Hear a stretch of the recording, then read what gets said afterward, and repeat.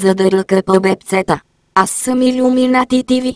214 354 часа се чудих, за кой да бъде днешният Илюминати клип.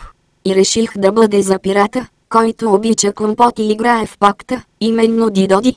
Само да предупредя, това е само на шега и не искам да идвате у нас и да ме биете, задето съм обиждал Дидоди. Пълъса не дайте. И да започваме.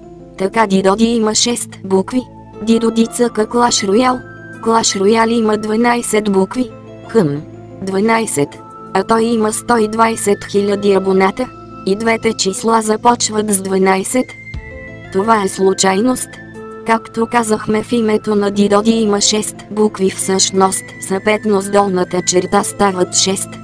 120 000 делено на 6 е равно на 20 000. Но защо ни трябва 20 000? Ще разберете. Дидоди си показа лицето за пръв път, когато събра 1000 сабскрайба. 20 000 плюс 1000 е равно на 21 000.